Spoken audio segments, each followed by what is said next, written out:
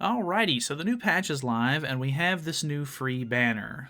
This is obviously a build-up to the festival that's coming out next week. They have already announced the live stream that they're going to be doing in just a couple of days. It's in like 31 hours of the time of me recording this video, so I'm pretty sure it's tomorrow, or no, not tomorrow technically, but on Wednesday morning. They should be doing the JP reveal stream and everything. I will be going live for that, so if you'd like to, come by and watch the reveal with me, feel free to subscribe so that way you get, notified when I go live. But either way, I wanted to go over this banner because I think it's really interesting and I think it's a good opportunity to grab some things that you might need. So I just kind of wanted to go over some of the characters that are in it and who I would personally recommend you choose once you get to the step 10, because you get to choose one character out of the banner lineup, which is really, really nice. So if you don't know, the way that this banner works is you're going to get 10 free multis. So you'll be able to go through every single step here, and then you gain characters depending on which step you hit, and you also get rewards depending on what mileage you reach. So at 30 mileage, you get 10 of these enhanced potions, 20 of these auto clear tickets at 50, one of these full awakening tokens at 70, and then you get 10 super awakening coins once you reach 100, which is obviously on the last multi. So you gain a free copy of Excalibur Arthur, a free copy of Red Hawk, a free copy of Green Danafor Liz, who's actually really nice for Belmoth raids, but also can be pretty helpful for Gray Demons as well. So if you're newer and haven't really invested into the character or anything like that, this is going to be a really good opportunity, because every single character you pull off this banner is going to be immediately UR level 90'd.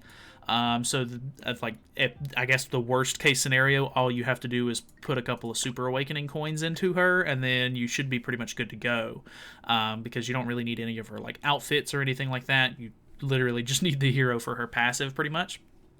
You get a copy of Green Small Deanne. I have to say, this character's not really all that useful nowadays. I guess you could potentially use her for the bird boss or something if you wanted to, but there's much better taunt units and stuff like that out nowadays that you probably could use instead. And then the last character before step 10 is a copy of Blue Lost Vein, which is pretty nice because Blue Lost Vein has the same ultimate as Red Lost Vein, of course. And it is actually pretty decent. It scales pretty well. I've been using him on my farming team, and it's going quite nicely. So every extra copy that I get for that kind of helps me make sure that I secure the win, even though I'm pretty sure I don't really need any extra copies. But he's not 6/6, so that works. Honestly, just a ton of free coins in this banner, just in general, which is really, really nice. Plus, if you actually get lucky on your pulls, you can pull UR characters as well. So the lineup itself isn't great. You have Red Estarossa, who's pretty bad, Red Derriere, who's pretty outdated at this point, but can be pretty useful if you're a newer player, and you can get a copy of this character. She's kind of nice for Howlix Demon if you don't have some of the more modern characters. Blue Zeldris is okay, but I mean pretty outdated as well. I don't think he really has any actual uses like Derry. Derry you could use in some of the raids and everything, but for Zeldris he's not really that useful. Zaratros is actually pretty nice to have for Belmoth raids. I would say personally he's my favorite unit to use for Belmoth, as far as using him as an actual damage dealer goes. Unfortunately, if you have Green Derriere and you have the Valentine's Day Derriere, using her with that costume actually gets you an extra cosmetic upgrade. So unfortunately, I kind of feel forced into using her, but I really, really like Zaratros for that fight. He's super, super nice. So if you're a newer player and you're wanting to do Belmoths or whatever, this Zaratros is really nice for that. They do have the original 3 Archangels, so you can see they have Ludociel here, Tarmiel, and Sariel here. I think if you pull any of them, fantastic. If you don't have any of them 6/6, honestly, getting 6/6 on your Archangels is really, really nice, because the grace that they use when you put them as a sub-slot is very, very helpful. But if I had to say, if you wanted to choose one from the actual rewards here at the very bottom, on the last step, I guess, I would personally go for Sariel first if you don't have him, or you're just needing copies of one of them, because I have to say I hardly ever use Ludo's Grace at this point. Ludo's kind of nice to use for his passive every once in a while, but him as a character is pretty old and kind of bad at this point. But if you have his, his passive, you can out CC characters and lower their defense-related stats, which is kind of nice, I guess. But it's pretty whale heavy. It takes a lot of investment. I don't know if as like a newer player I would really recommend that at this point, because he's starting to get really bad. Like, he's starting to fall off quite a bit. Tarmiel is good, but at the same time there is a red Tarmiel in the game now that is much, much better as far as like actually using the Grace to recover HP. So I would definitely go with the red Tarmiel route. If you already have him, then you don't have to worry about this blue Tarmiel. If you don't have the red Tarmiel, blue Tarmiel is really nice to have. So I would say if you're needing the character, you obviously can't use a character you don't have. Blue Tarmiel is really, really good for that Grace, because every single time the end of your turn comes around, you'll gain HP back depending on the defense value, I think it is.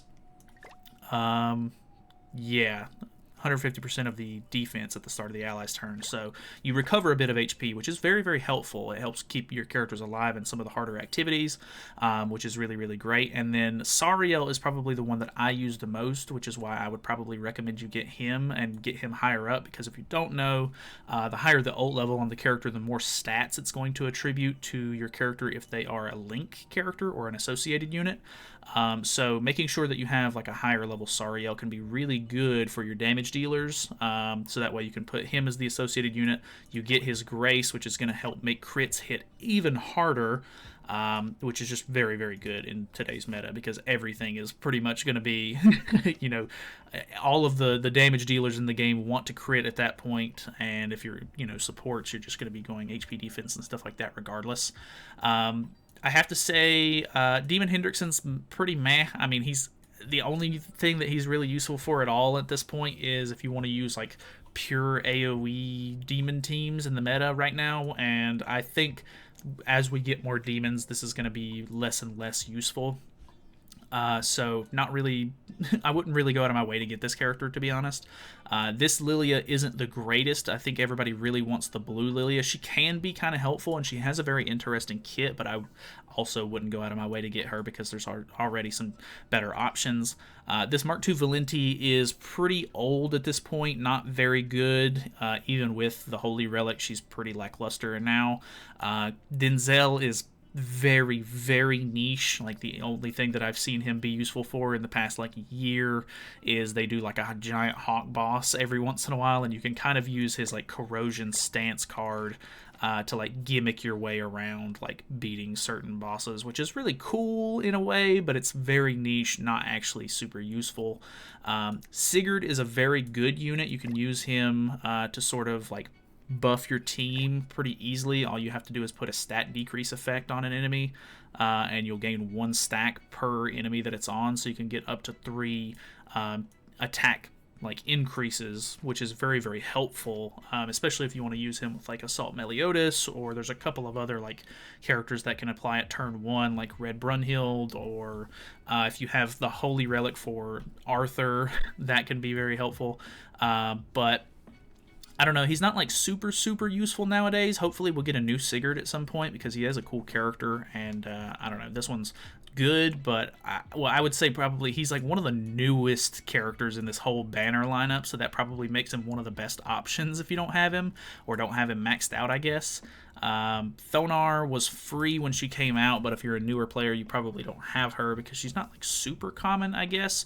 She is very, very helpful for Belmoth Demon. You basically put her in the back line, and you can sort of increase your attack-related stats and attack, which is very, very helpful for like beating it consistently. So that's kind of nice, but unfortunately, unless you have Zenari, who is a Valentine's Day exclusive character to pair with this unit, you can't do the highest difficulty of Belmoth like efficiently. Like, you need somebody that can cleanse, and unfortunately she's literally the only character that fits the role for some reason. They haven't made another one.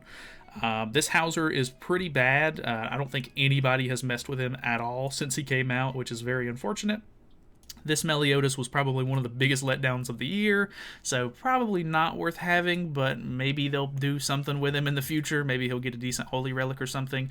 And then this Captain Hawk is pretty useless, I have to say. So I would personally choose Sariel if you don't have him maxed out. If you do have him maxed out, obviously go for something that you either don't have, because you can't use units you don't have, or just go for something that you actually use that you're going to be able to get the ultimate level off, like use out of, I guess. So Sigurd would be a decent one to get. Any of the Archangels are great. Other than that, really, I don't know who you should really go for. I will probably be picking... because I already have all of the Archangels maxed out, I will probably pick Sigurd, I guess. I would really like to get more copies of Denzel just as like a meme character, but I don't really know if it's worth getting in that regard. I guess I'll just kind of see how my luck on the banner goes. I do have my first ticket, so we'll go ahead and use that, because I don't really plan on making a video out of summoning on a free banner. I think that's kind of weird. But, yeah, I don't know. Let me know what your thoughts and opinions on the banner is. Let me know what you think about, the upcoming festival and everything. Obviously, we don't have the full details on it or anything like that just yet, but I am pretty interested. I'm pretty hyped to see what it ends up being, and yeah, like I said, I'll be doing a live stream for the reveal, so that's pretty much it from me. Thank you guys so much for watching. Hopefully you guys have a great day. Like and subscribe, all that good stuff, and I'll see you in the next one.